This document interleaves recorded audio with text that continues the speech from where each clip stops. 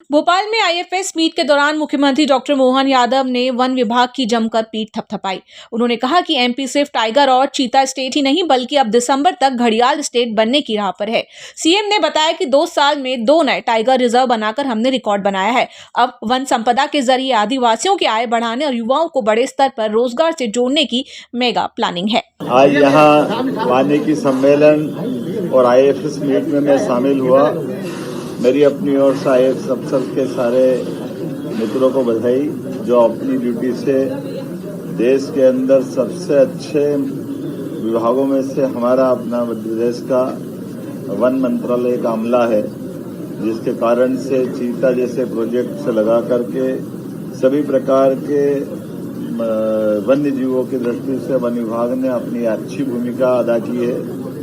सबसे बड़ा tiger state, चीता स्टेट, वल्चर स्टेट, घड़ियाल, मगरमच्छ, कई प्रकार के वन्य जीवों को संभालने के साथ साथ हमारे लिए 2 नए टाइगर अभयारण्य बनने का भी सौभाग्य इस 2 साल के अंदर मिला है। बहुत जल्दी असम से जंगली भैंसे भी लाए जाएंगे।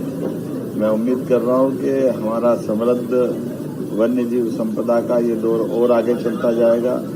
बीते समय में नर्मदा जी में जो हमने मगरमच्छ छोड़े थे, आने वाले समय में चंबल में फिर घड़ियाल छोड़े जाना है। कछुए की भी बहुत अच्छी प्रजातियां जिनका संरक्षण का काम हमारी सरकार कर रही है। इसी के साथ फॉरेस्ट टूरिज्म के आधार पर कई प्रकार के लोगों को रोजगार उपलब्ध कराने पे भी हम काम कर रहे हैं। जो वनों के अंदर हमारे ग्रामीण जन रहते हैं उनके साथ मिलकर के उनकी आय के साधन बढ़ाना, आदिवासी जनजातियों के साथ, और अब जिस प्रकार से टाइगर के साथ हाथी भी अपना स्थायी बसेरा हमारे यहाँ कर चुके हैं। मुझे प्रसन्नता है कि हाथियों के साथ अब हमने वन अमले के साथ विभिन्न प्रकार की ट्रेनिंग कराते हुए विगत सालों की तुलना में 10% से भी कम प्रकार की दुर्घटना के समाचार मिले हैं। 90% ये कंट्रोल किया गया है और अच्छे से करते जाएंगे। मेरी अपनी ओर से वानिकी सम्मेलन की सबको बधाई। टीवी के लिए स्वाति ओगले की रिपोर्ट।